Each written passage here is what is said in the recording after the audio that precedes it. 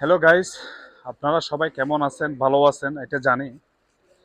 কয়েকদিন ধরে খুব তোলপাড় চলতেছে সোশ্যাল মিডিয়াতে অপু ভাইকে নিয়ে। আমি বলতে চাই, অপু ভাইকে, উনি গাভীর দুধ বিক্রি করে কিভাবে ও গাড়িটা নিল? কি করছ তুই? ব্রো, সাউন্ডটা একটু বেশি তাই না? ল্যাম্বরগিনি তো।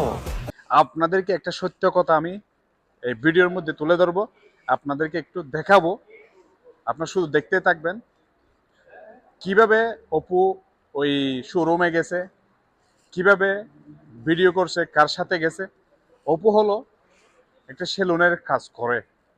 তো ওই এই শোরুমের একটা ছেলে হেয়ার কালার করার জন্য ওনাকে নিয়ে গেছে। ওইখানে একটা ছেলে আছে আমাদের ওদের বাংলাদেশি। উনি চাকরি করে, আমি তার চাকরিকে ছোট করব না। উনি ওইখানে ক্লিনার হিসাবে চাকরি করে। তো অপুও গেছে, ওর গাবিটাও সাথে গেছে।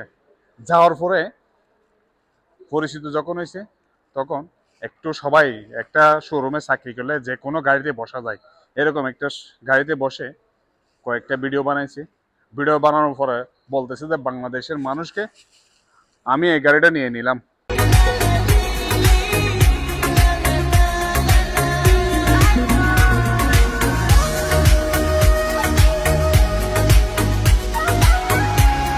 স্যার, আপনি একটু বাইরে গিয়ে আবার ঢুকেন। আমরা আপনার